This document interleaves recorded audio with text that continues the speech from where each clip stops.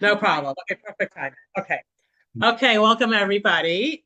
Um, so really I wanted to have a visual. I know some of you guys ate your food and the people who are on Zoom don't particularly have any food, but I want you to imagine some really good, like delicious like food and like I don't know, think of something that you've had in the last, I'd say week at tops. And someone I want someone to describe it. Yeah, the food, like you could just however way you want. So I think it's something really good that you had within the last week. And then anyone online can also pop in and join and say. Okay. Beef what? Burgundy bourguignon. Oh, what's that? Chuck roast and wine and onions and seasonings, and it did come out delicious. It's Julia Child's recipe, Oh wow. but I alter it because she puts in bacon and I don't. So I skip that part. Um, excuse me, we use beef stock and wine and garlic and onions and mushrooms and carrots, and it was good. So how's the presentation? How was the Like what does it look like? I'm just trying to like It looks like stew, a stew. Okay. Uh-huh. and it's yummy. Okay, anyone else? Yeah, I was gonna say, so you need to describe it. Yeah. So very juicy. You can say what it is. It was shawarma, chicken shawarma, Oh, like a fresh pita, not as fancy as you, Esther. But it was so good. My husband actually made it. Very juicy, very good, very delicious. Uh-huh. Uh-huh. Okay. Okay. the beef burgundy has a great aroma too, Mhm. and that was nice. It's a really strong. Makes you feel cozy and yeah. Okay. Anyone else online or in person? Sunday I had a bagel with cream cheese and a thin slice of red onion and tomato. Um, and it was really good. Okay. Everyone's Anna was really good. Yeah. Okay. So, so first of all, I mean, I'm not going to describe my food, but I want to say, like, with food and eating, I always feel it's like a love-hate relationship because you love the food and you want to eat it, but then if you eat it, it stays with you too long, and you're like, goodbye, get out of here, right? um, so it's always a difficult thing with people. People are always struggling with food, and believe it or not, at any time, 44% of Americans are on a diet. Yeah. And again, then there's so many ways to eat what people think to eat right, or trying to control or deal with their struggle of food. And there's, we could call out all those old or newer um, diets like keto, paleo. I remember my parents used to talk about Pritikin in the old days. No fat diet, a no carb diet. Today, everyone does the LGP1 injections and try to like deal with it that way. So there's so many different ways of people trying to lose weight or control their food intake, either because they're trying to lose weight or they're trying to be healthier. Maybe they have to lower something inside their body, their, cholesterol or their sugar, or maybe they need more iron. And there's so many different things that people are doing today. And again, as they say, most diets fail, or like on the Jenny Craig or whatever advertisements on the little star on the bottom, it says these results are not typical, right? So what's it all about? Really, eating is all a mindset, eating right. And the coming up month of Shvat, which begins in about a week and a half, we have the holiday of Tu B'Shvat, the New Year for trees, and because of that, we celebrate the 7 foods of Israel, and that's why the Zohar or the Kabbalah, not Zohar, but the Sefer Yetzirah, mentions that the characteristic of the month of Shvat is food or eating. Okay, so that is the month. So that's actually my birthday month, so maybe that's why I love food. Okay, anyway, so and for many people, our relationship with food is very complex. So who here wants to share what contributes to unhealthy eating habits? Stress. Okay. Uh-huh. Late nights. Late nights. Okay. Trauma. Okay. That's boredom. Good. Anyone online, you can also feel if you want to unmute, you can also add to the discussion.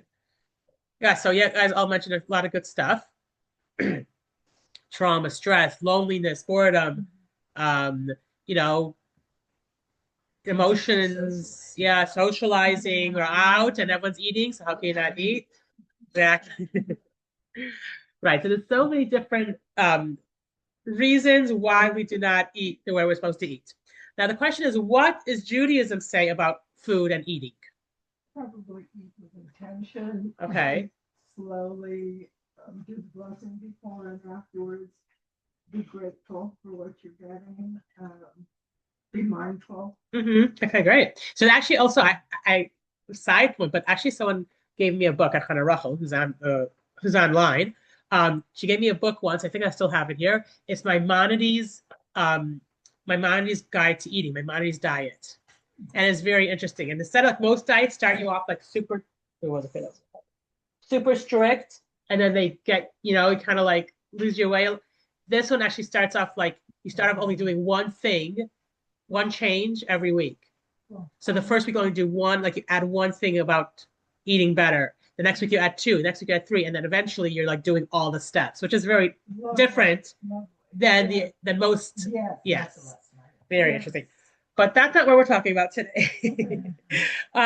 So how can we transform our relationship with food? Okay, how can we make our eating purposeful and meaningful? Okay.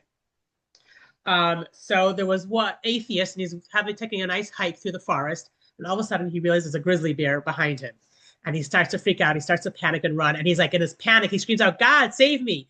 And all of a sudden he hears a voice, "Oh, you believe in me?"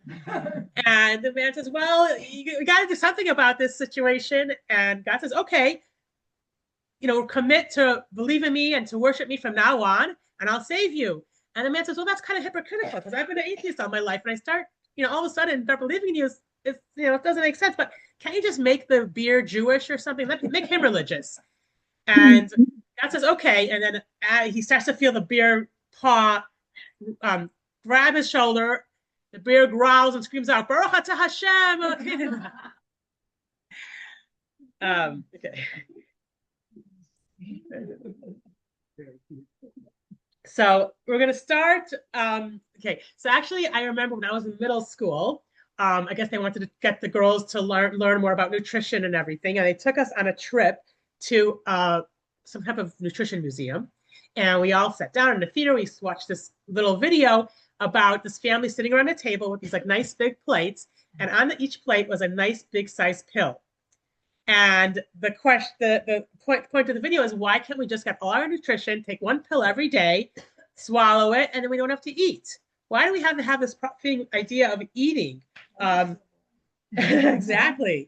So it would save us money. Think of all the starving people in Africa and other places in the world that wouldn't be hungry because we just had send them these pills, save all this time and headache, and what are we making for supper, and where are we going for supper, and and all that kind of stuff. It would make life a lot simpler. But no, for some reason, God put the idea of food and the idea of us having to eat in the world. And why is it? Why do we have this, like, what is the spiritual or mystical perception of why we need to eat? What is the point of having to actually sit down, have food, and have a meal? Like, again, some people have such a hard relationship with food and eating. And we see, like, someone could say, okay, smoking, it's not good for me. I could just quit smoking. You don't need smoking to live your life. You don't need alcohol to live your life, except if you're Jewish. But you do need to eat to live your life. So it's really, really difficult to have this proper balance of eating, but not overdoing and eating appropriately.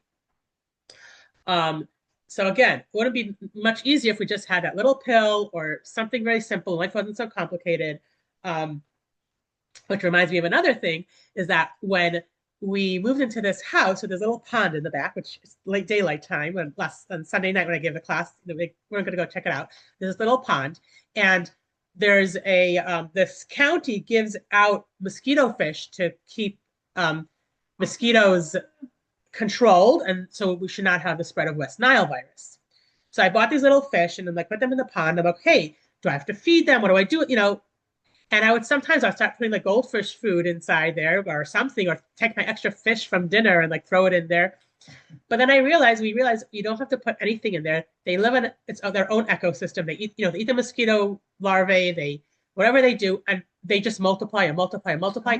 And they don't have to worry about food. We don't have to worry about making sure they have what to eat. Okay. So why did God make humans and some animals so complex that we have to figure out what to eat, how to eat, make sure the food is around, right? And it makes it much, much more difficult. So in lesson 1, we spoke about why do we sleep. This lesson, we're talking about why do we eat. So eating actually has a spiritual purpose in this world. There is actually something that we fulfill through eating. Part of our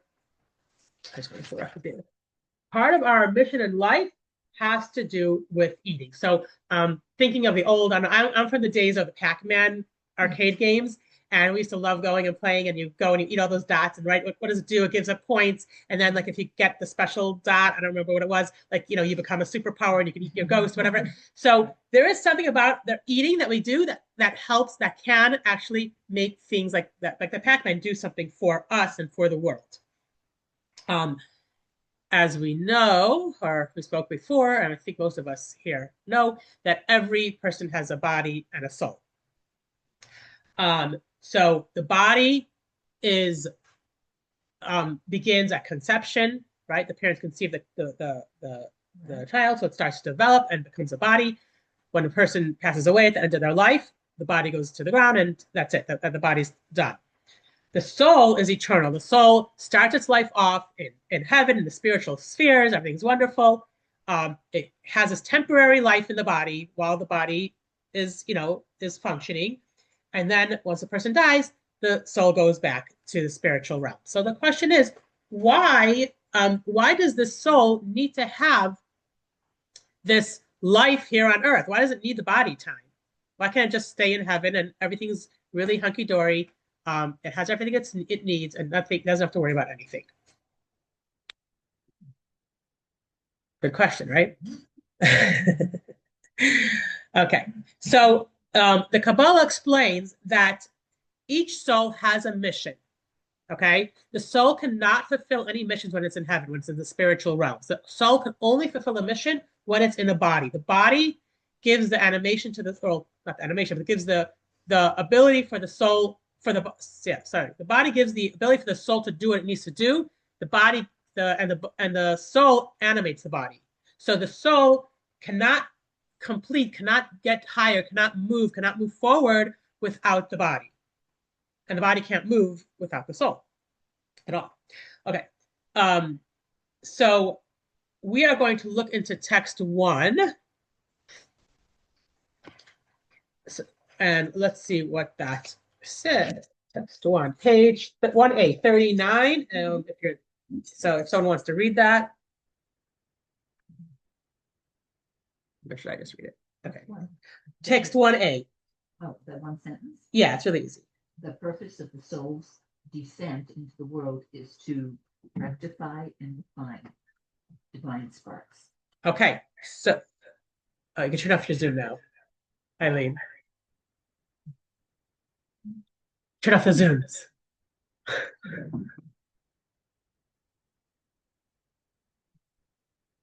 Okay. Okay, so the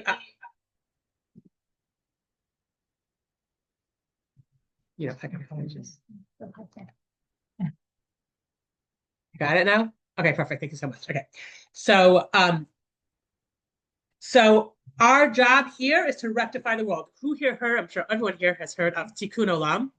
Okay, rectifying the world.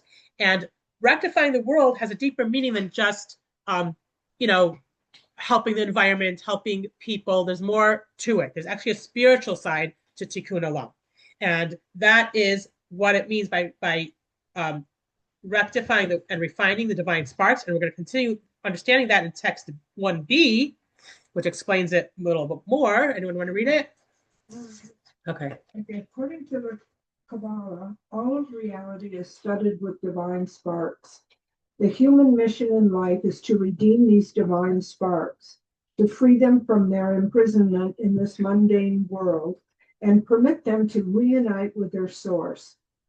This is achieved through the fulfillment of Torah or mitzvot. Each holy act performed with materials of this world releases their latent divine sparks. The ultimate goal of humankind, which will be realized at the end of time, is to effect the release of all these sparks and their return to God. Okay, so our mission is to redeem the sparks of godliness that God put in the world when He created the world. That is called in Hebrew avodas habirurim, refining the sparks. Chassidus explains these concepts. So basically, is when we rescue or redeem all these hidden godly sparks in the world, we create a dwelling place for God, because we're kind of just peeling off or opening up the hidden sparks of God that are all over this world. And once all of that is revealed and realized, that will be the era of redemption. That will be the completion of the real tikkun olam, the real refining of the whole entire world when Mashiach comes. So when we look at our world, what do we see? So it reminded me of all the patriotic songs that we have about, right? Purple Mountain Majesties and to the prairies, white with snow. And right, we think of all these beautiful things we have in our world. We look around just our country alone and anywhere else, and we see all these beautiful, wonderful things. And we just look at the table. What do we see? A plate, a fork, a cup, a tablecloth, a paper, whatever it is. Wonderful, beautiful things. Okay, just regular, simple, everyday things. Now, let's say we had a science walk in here, and they'll say, "Hey, Esther, that cup you're holding is not really a cup. It's really a whole bunch of neurons and protons moving around. It's not even one solid piece. It's really a whole bunch of things that are constantly moving and they're constantly changing. And that's really what a cup is made out of." And you're going to say, "Oh, come on, you just ruined, okay, a cup is a simple thing." But like also the beautiful flower, you just ruined my thought of what a beautiful flower is. Now I can't see the flower anymore in a simple, sense how I look, at that. And then think about the food we discussed in the beginning of the class. That delicious food that you had sometime earlier this week. Was it really that, what was that? I forgot what it was called, Esther, the beef bourguignon, okay. Or was it really just, the piece of the animal that was, and then that doesn't sound really good. That's it.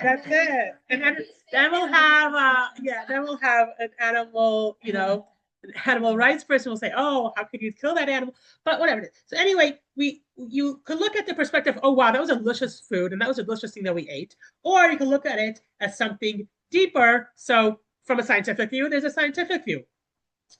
There's actually a really interesting story, and I just want to mix up the details. So I want to just look at it. I tell it to you. So basically, okay, yeah, there was, my brother went to every year he takes a group to Israel, a group of students, like middle school students, or every other year, I should say. And they have like really good tour guides. They go around, they get to really immersion learning as opposed to just learning in their classroom. And it's really a good experience. So this tour guide of his, Yigal Klein, told him that he once took Baruch Nachshon, who's a famous Israeli artist. He decided, I want to take him to see coral reef.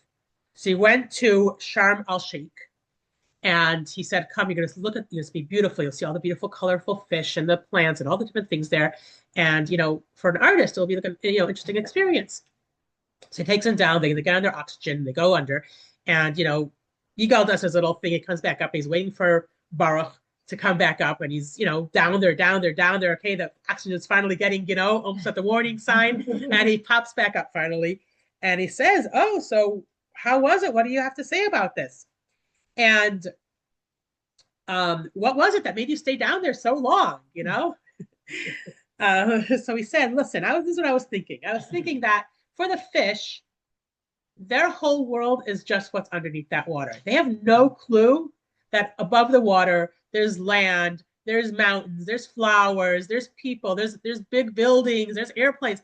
There's so much stuff above the water, and their world, they're so caught up in their little bubble that they have no clue anything that's happening out of their little world, out of their creation. And so the same thing with us. We live in this physical world and we just see our world and we don't see anything beyond that. But really, the godly world, God has a much greater world than what we see from our physical eyes. So when God created the world, really the whole world is just God. It's really all godly. It's just one big unit. Okay. God then, when he started to create the world, he made all these, the atoms and then the molecules and the protons and all these things, and he created stuff. And each of those things that he created think that they're their own identity. They're their own thing, right? They're individual. So the cup is just a cup. Me, I'm sorry, I'm not, we don't think of ourselves and we don't think of each thing in the world as a godly thing or all part of one unified thing. But really, that's what the real world is. The real world is really godly. All the sparks are hidden inside all the things that God created. The thing that makes this cup a cup is because of the specific godliness of the cup. And we think of ourselves as just all one, as all unique individuals, each individual things, a whole bunch of different random stuff all over the world, and not as really one godly unit. But really, it's really just one entity, one godly entity. And there's different shells or husks that cover each thing, and each spark of godliness that's in each thing, and we have to peel away at that husk or that shell. And that shell or husk in Hebrew is called klipa. So there's a godly spark trapped in every single material thing in the world, and we need to figure out how to peel away at that shell. And the question is, how do we do that? And that is what our mission in life is to peel away at all those shells and reveal those godly sparks that we spoke about before. Okay, so on the table, there's some of these sheets. You guys can look at them. And for everyone who's online, I'm gonna try to figure out how to stop this share. I'm gonna show you guys some stuff. So first of all, we have this picture. So you guys can look at the pictures. We're going to show you different pictures, and they're very famous. If you look at it one way, you see one thing. And if you look at it another way, you see another thing. Oh, wait, one second. I didn't share this again. I'm sorry. What? Well, then let me just reshare this for them. Share screen. Is that the one in the book? Share. Figure. No, it's not the same. You could look at the one in the book if you have the book. Otherwise, I think no. You see it now? And now look at another one. What? The second one I see, the third one was really hard for me to see.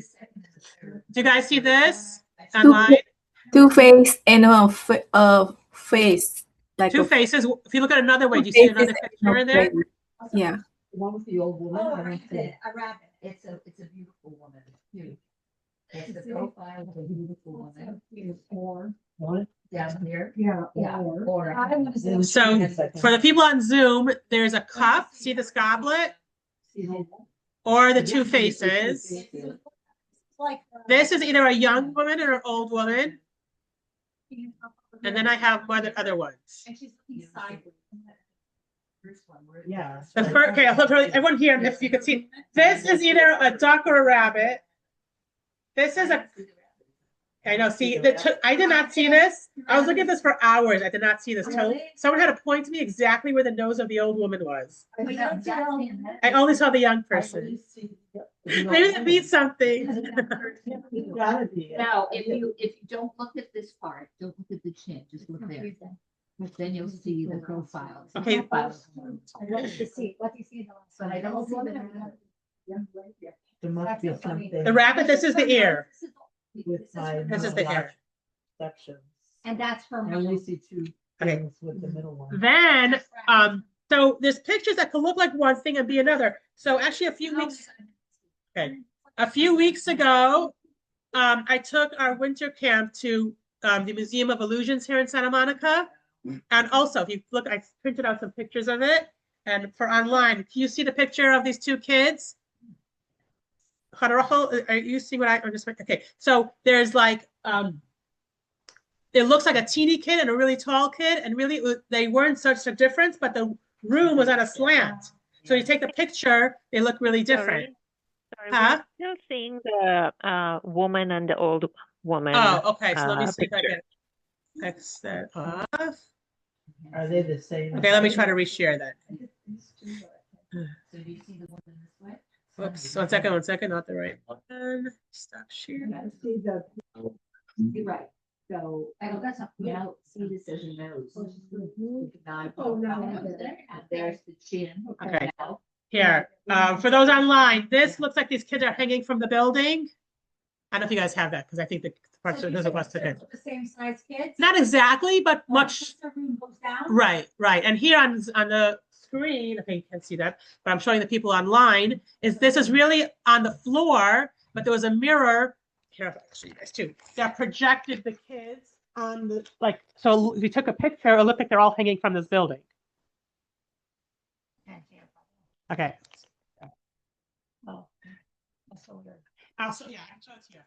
So, okay, this is the only thing that was hard for me to get on Zoom and in-person people. Okay, so let's stop this share now. yeah. And then, guys, I'm gonna get you back to the.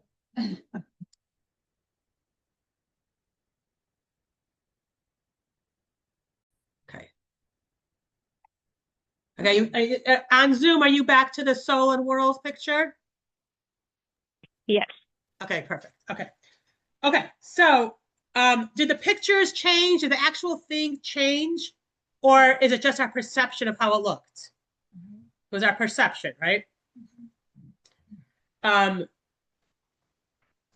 So every material object in the world, we look at it at its whatever we think it is, but really it's an illusion because really we're just seeing the physical side of it, and there's really a spiritual side of it too. And if we look long enough, or we think about it long enough, whatever it is, we learn long enough, maybe we'll figure it out. But or like this class, we're kind of getting a little peek into the spiritual side of our physical world. Okay, so Judaism has a very interesting take on things. So we're not trying to inject the spiritual into the physical, but the spiritual is already in the physical, and we need to unwrap it. We just need to get it out. Okay, so we're trying to expose the spiritual that's hidden in the physical. Take out bring out the godly light that's in every single thing that God made and part of his whole divine plan. Okay, so how do we do this? And we have a quick answer. Oh, actually, it says, because I put up a sheet in the back so you guys can see because it got too dark, but the answer is on the screen, so I guess the people online can see it. How do we bring out the spiritual inside each physical thing? A simple way is by doing mitzvahs. Okay, how is that? When we use an object to do a mitzvah, we kind of bring out the reason that thing was created. So we bring out the spirituality of that thing, and that's how that divine spark shines through. That's how we peel away at the husk of that physical thing. So let's say you take a candle and you light it for Shabbos candles. That Shabbos candle, that candle now is not just any old candle, but now we were able to take out the godly spark, bring out the godly spark within that candle. You make a bracha on it. Let's say you take a piece of paper and you take that paper and you make a siddur or a chumash or something out of it, a Hebrew book out of it. Now that paper, which is just a simple regular paper, now became holy. Now we brought out the godly spark within that paper. So we're kind of awakening the soul within that physical object when we do a mitzvah with that object. So the thing is, I don't know about you, but definitely me, I'm not doing mitzvahs every single second of my day. I'm sitting on my couch and relaxing, I'm eating, I'm making food, I'm doing other kind of stuff, going to work, right? Exercise, every other little things you have to do, cleaning, let's not mention. And so we can't really, how can we put that into our mission in life if we're not exposing sparks while we're doing all those things, or are we? So let's read. Leah, I know you asked me about the thing. I just didn't have time to send you the text. So hopefully we'll, right, I can send it to you afterwards. I just listen really well. No Okay, worries. so let's read text 2A. 2A, you want to do it, Brookie? Oh, know him in all your ways. Yes, and then 2B, because it's so simple. All your deeds should be for the sake of heaven. Okay, so what does that mean? So ethics of our Father says, know him in all your ways. How do we know God in all our ways and every single thing we do? And as King Solomon said, all your deeds should be for the sake of heaven. How can we do everything in our life? How is exercising for the sake of heaven? How is eating for the sake of heaven? How is every single thing helping us fulfill our soul's mission? So it's not just mitzvahs that can bring divine light out in any object that we use, but there's other ways to do that too. Okay, so let us read 3A and 3B. Do you want to read it, Eileen? Sure. Why did God create us with natural desires for food and drink? Because sparks of holiness are embedded in the inanimate, in the vegetative, in the animal, and in the human, and they have a desire to cleave to holiness. Each time a person eats or drinks, that person is interacting with divine sparks that he or she is meant to rectify.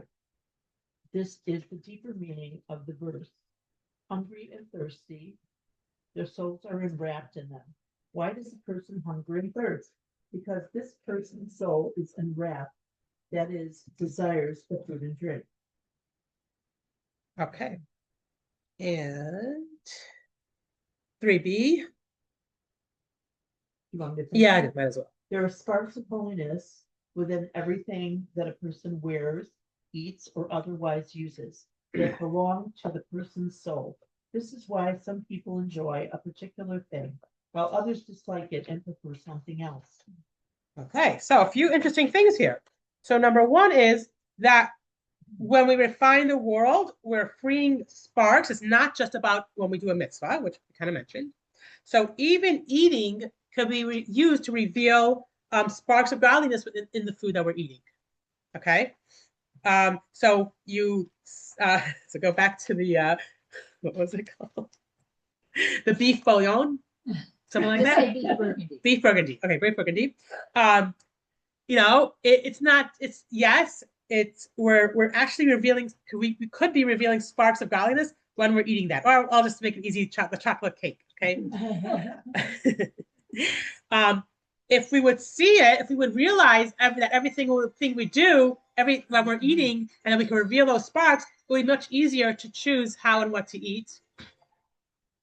It'll make our mission really easy in life. So if I was looking at this cup and I saw the godly sparks in this cup, it would be much easier for me to choose to do the right thing with this cup in bringing out that spark than if I just see the cup. Since I just see the cup, it's going to be much more of a challenge or more of a, what do I do with this cup? It's a nice cup to put my drink in, and that's it, and not think about anything else. But if I'm thinking of all the godly sparks within this cup, now I'm thinking, oh, why am I drinking this? Why am I using this? Is the food in here kosher? Am I saying a blessing? Am I going to use this drink for something, to go and rob the bank afterwards? Am I going to use the energy of this drink to do something, really good with my life? Okay. So that's number one. So number two is our hunger and cravings are actually a reflection of our spiritual hunger and cravings. Okay. So, sometimes our body, it says that our body sometimes craves something because we're actually missing a certain nutrient, but then we might choose the wrong thing to eat, right? So the same thing here. Our body sometimes is craving a certain spiritual nutrient, a spiritual thing. There's a certain spiritual connection we may have to a certain food to fulfill our mission in life. And so our body is not just our body, but our soul is craving that specific food. So you may have a certain connection to certain types of food, which we'll get to in a minute. What is it? So, isn't it a natural thing to be hungry? Yes, Hashem made us that way. Right. But we also have to figure out so that's the question. Is our soul asking us to eat this? Or is our body asking us to eat this? Is just our emotions asking us to eat this? Right.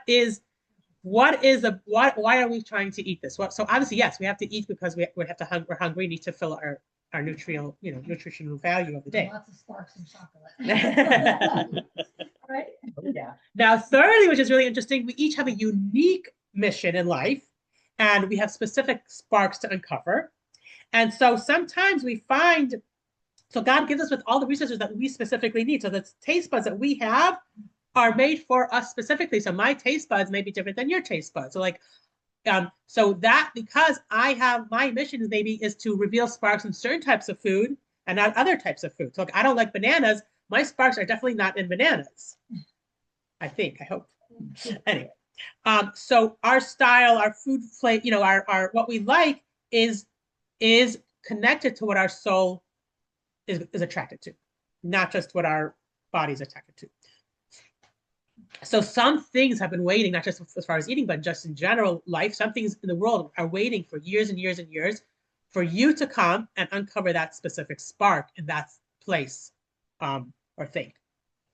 And we'll discuss that in a minute. Okay. So now we're never going to look at food in the same way. We're going to look at the food, and the food is saying, eat me, not because it looks so good, but there must be some spiritual reason for me to eat this food, right? What is the spiritual reason why I may need to eat this food? Okay.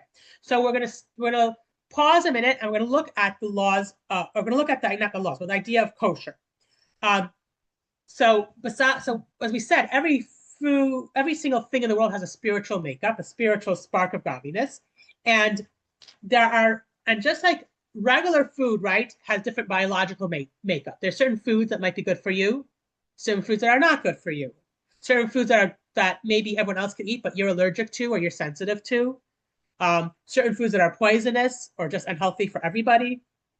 And so when we look at food, we say, oh, do I want to eat this food, right? Or is it going to just pack on the pounds and it's not going to be good for me? So even though it looks good, maybe I should not eat it. So now we know that the spiritual makeup of the food too. And the spiritual makeup of the food nourishes your soul. Now, and we reveal the sparks of godliness within that food.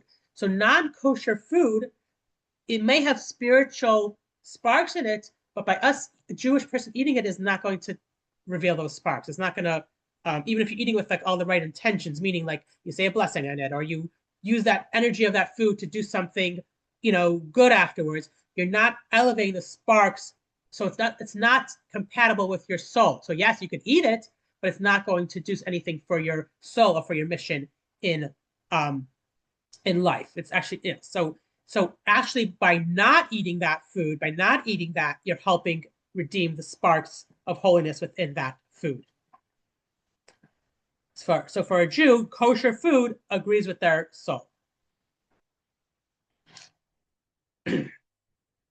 Okay, so now we're going to discuss a little bit about of how we eat, how we elevate our food when we eat it. Okay, so if we're just you walk into a room, you see all this good food, oh my God, that looks so good, I just want to eat, and it tastes good, and it's going to make me feel good, or I just had a really bad fight with somebody, and now I'm going to have that chocolate, right? Or I just got some bad news, and now I'm going to have some popcorn and sit down and watch something and calm myself. So is that inspired eating, or is that just eating for the sake of eating, or eating to like fulfill some void that's not really helping you in the long run? That's just thinking about it.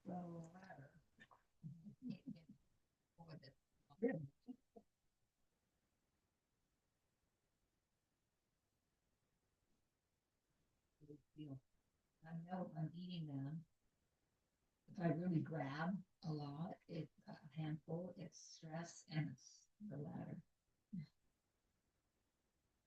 Uh-huh. Okay. So yeah, so let's look at text number 4.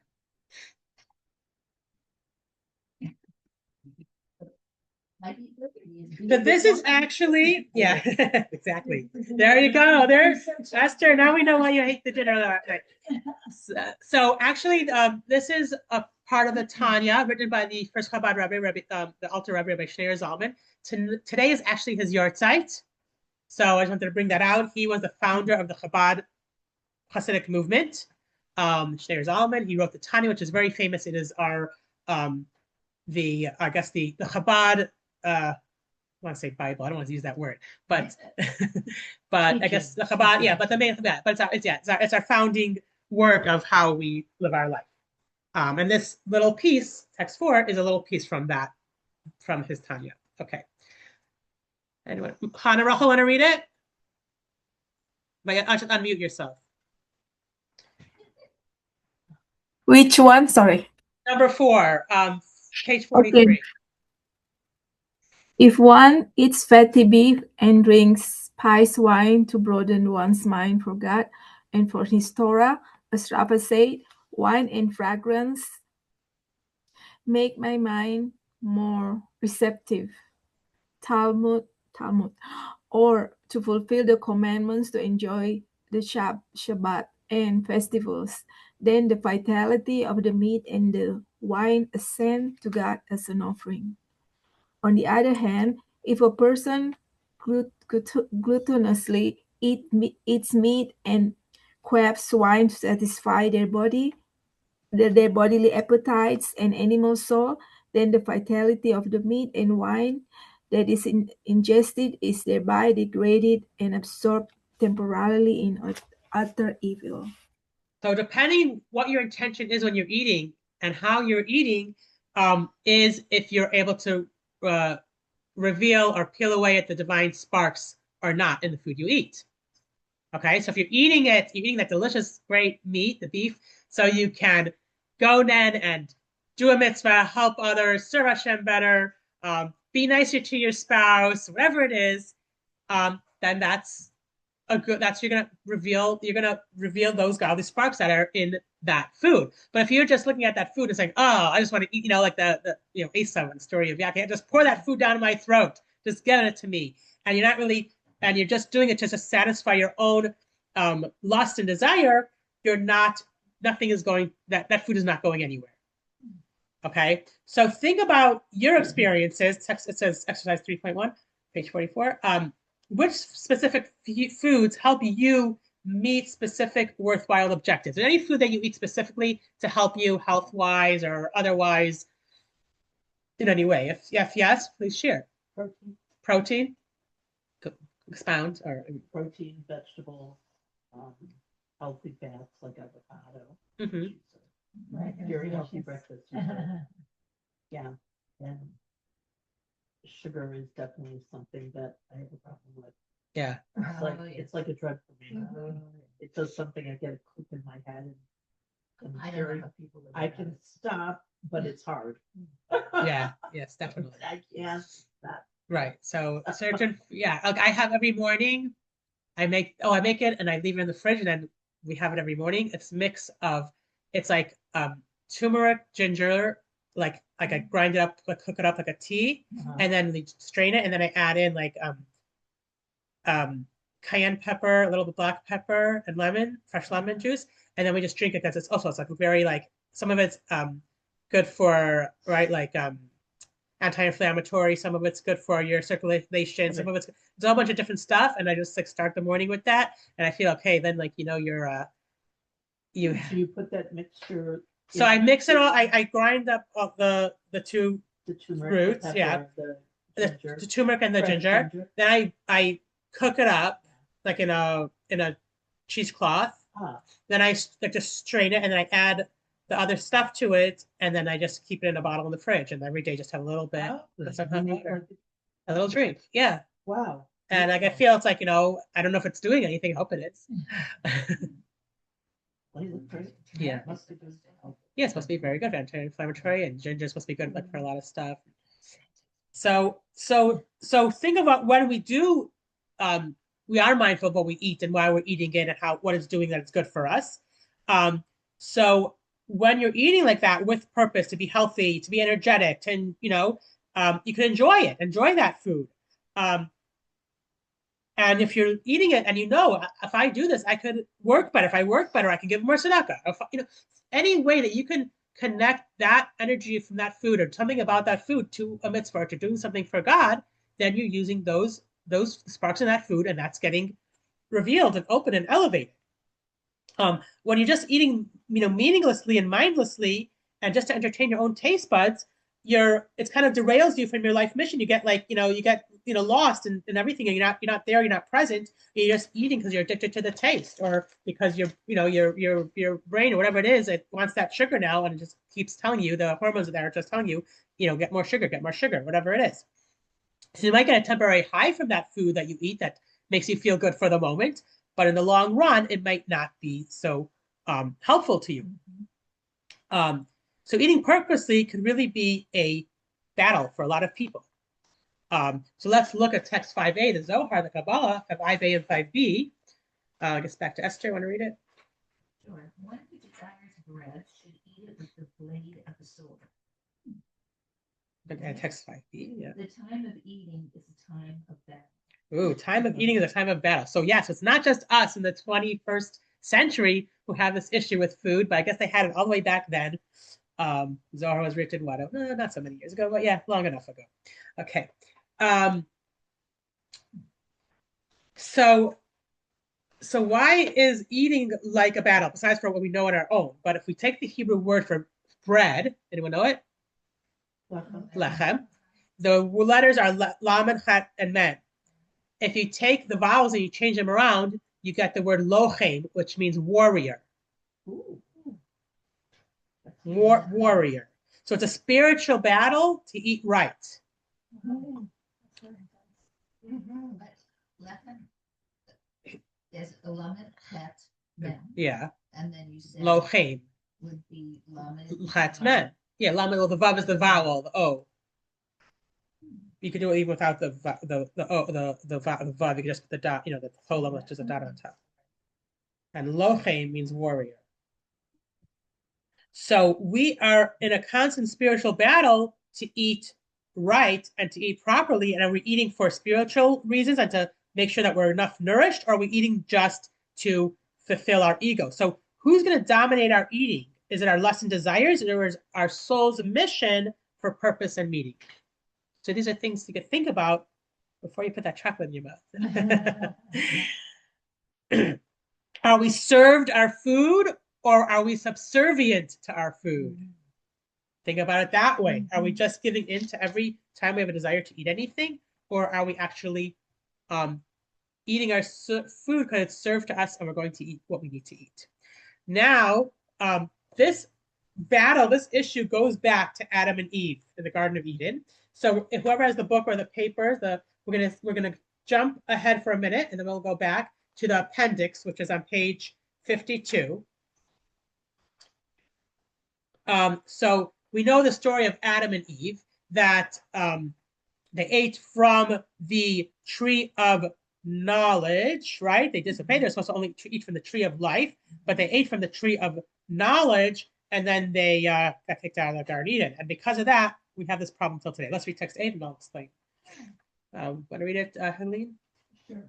All the trees in the garden possess the potential of both the tree of life and the tree of knowledge of good and evil.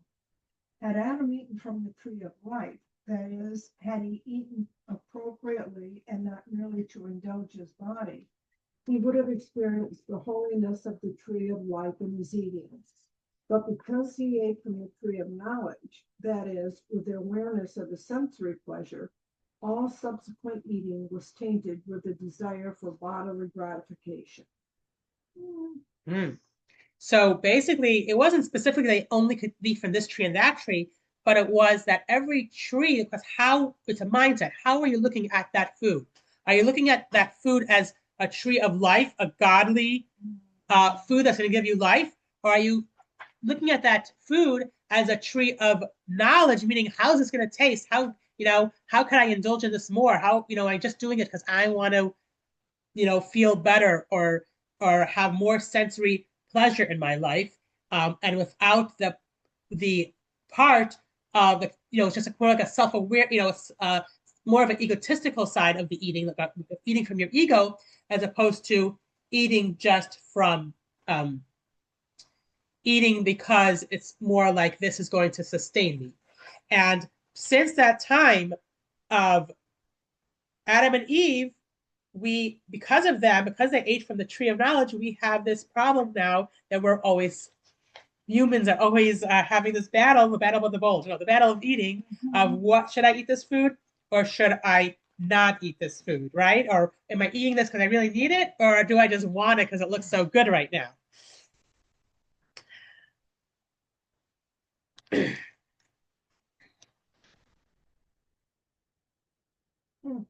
And of course, they left us with this battle to wage for forever until Mashiach comes. So we're stuck in this Wow, for a that long went all time. the way back to Adam and Eve.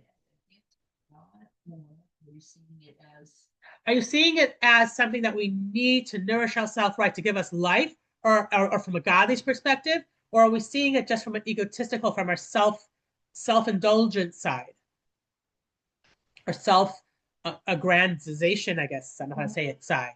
Are we just, doing it just to fulfill our own personal desires? Or are we seeing it as something that's greater than that, something godly?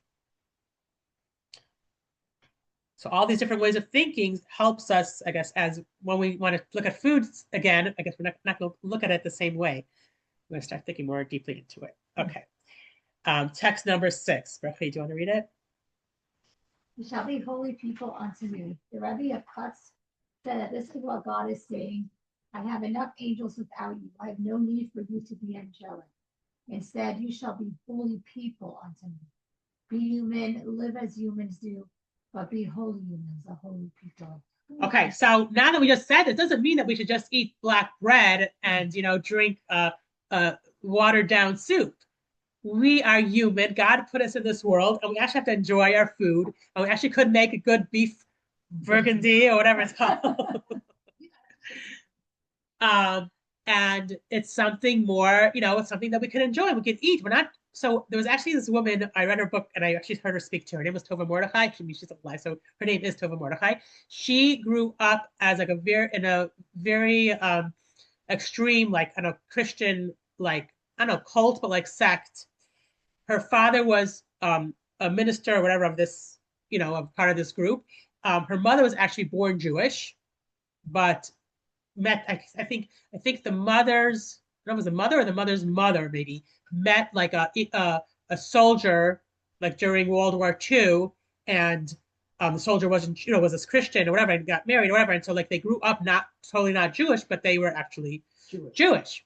And so she grew up her whole life in this like really extreme sect, and like always like missionizing, and they would have to go out in the streets and speak tongue and do all these different kinds.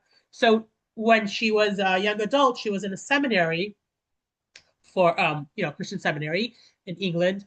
And one of the things they did there was they would purposely serve the students like bad food, like old foods, moldy food, not good tasting food, because they said, you just never know where you're going to be, when you have to give, where you'll be ministering, and what if the food's not good? You still have to learn how to eat it, and when we shouldn't have like enjoyments in life like that. So just be used to eating that good food. So that is not obviously not the Jewish way. Like if you come to our show, Bubbies always have to give out a treat if it's Shabbos or someone's birthday or something, right? There's always something special, right? Shabbos, we make special Shabbos food. Rosh Hashanah, we have foods. Hanukkah, we have foods. All the Jewish holidays are always connected to some kind of food. So Judaism does believe in enjoying our food, but obviously with that right mindset.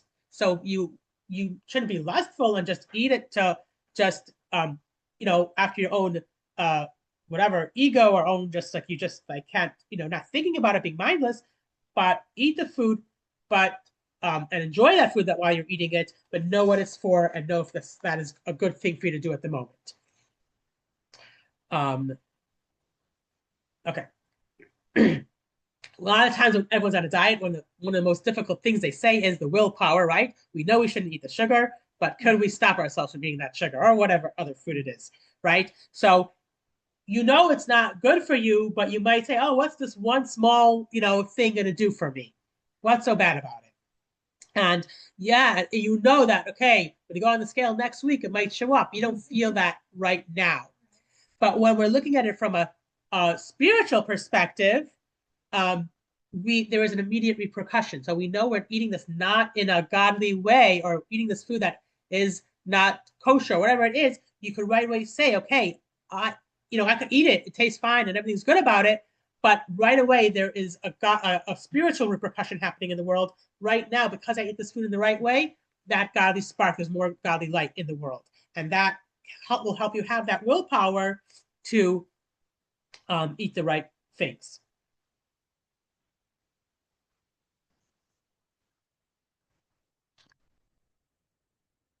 So when we are looking at food from a spiritual diet perspective, I guess, we could say, right? So there's this immediate repercussion in the world when we eat the right foods.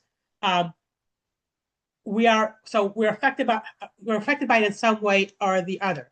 Is this food infusing me with a higher purpose? Do I choose to be my godly self in the moment while I'm eating this? Or will I be my ego self when I eat this? So all these different things you could think of before you eat, and so it will help you not just in the spiritual sense, but also just in the physical, practical sense. How will I use this fuel? Does my body or the world need it right now? And of course, many of us know there's a built-in Jewish thing before we eat to help us stop, even just for a moment, and think, and that is saying a blessing before we eat. So let us read text number 7. Eileen, I guess you could do it. You're ready? Text number 7 going back. Yeah, because we went back a little bit because that was just an appendix set. Pages then. We have 45. Okay. It is forbidden to enjoy anything of this world without reciting a blessing. To enjoy anything of this world without a blessing is like making personal use of things consecrated to heaven, because it says, the earth and all that is in it belongs to God. Okay, so when we make a blessing, it creates context of what this food is and why we're eating this food. It takes that physical act that we're doing and turns it into a spiritual one.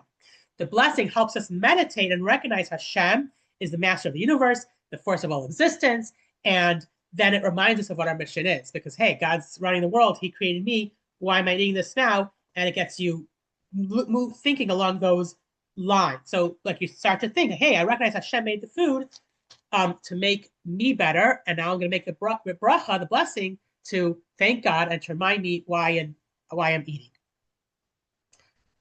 Okay, so we're going to have a meditation video. I just don't know how well you'll see it because the light is so strong. I tried to put a sheet behind it, but it keeps falling down. I can try one more time if you want, and then we're online. Should be able to see it. Close these shades. But the main thing in this video is mostly a listening video. I actually tell you to close your eyes.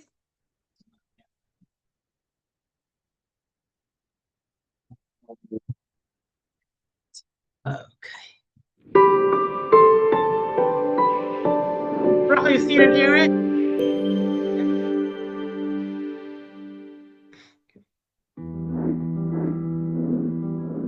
Before eating anything, Jews offer a note of gratitude to the Creator. Some foods have specific blessings: fruits that grow on trees, vegetables and anything that grows from the ground, baked grain foods like crackers, cakes, and pasta, bread, and wine or grape juice each have their own unique blessing.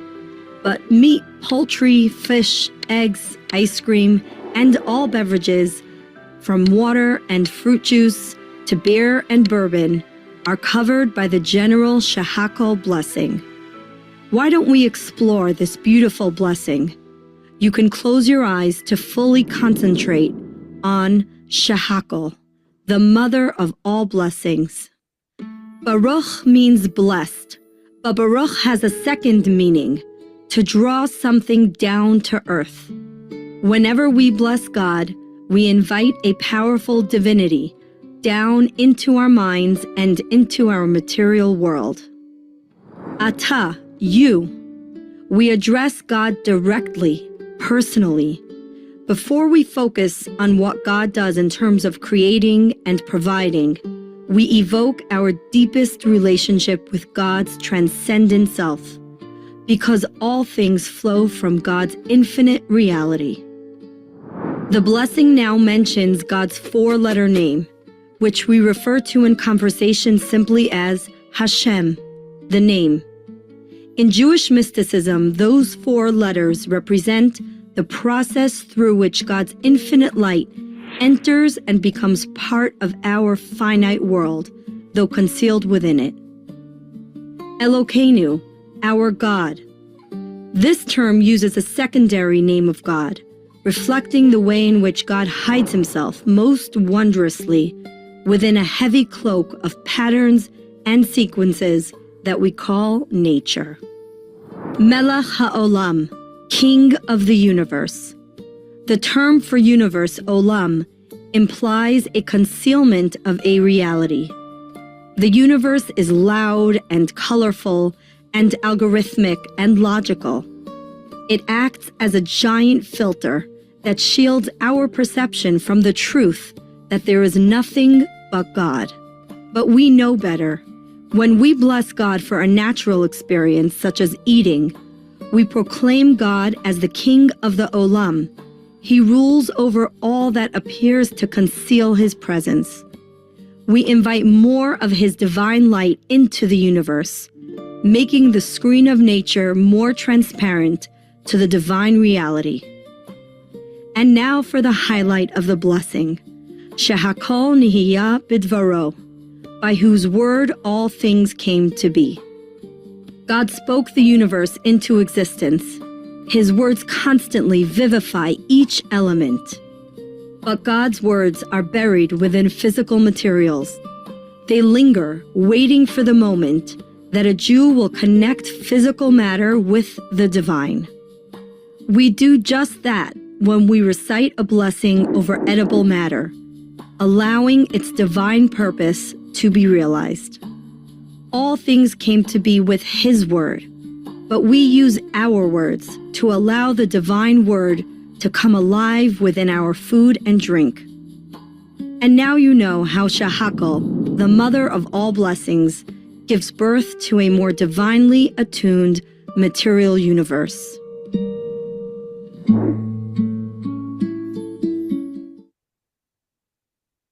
Okay, so I guess that is the bracha that kind of always helps us to make our food, bring out those godly sparks within the food. If everyone has a drink or something, we can do a little quick bracha together. We didn't do it yet, or if you some water, we have Shehakol. Yeah, was that something? I look online, you have to do it too. Something in there? Okay. Let's do this. And on Zoom, if you guys have a drink or something, we can all do the blessing together to end the class off. Baruch Atah Adonai Eloheinu Melech Haolam Shehakol Nihiyah Bidvaro.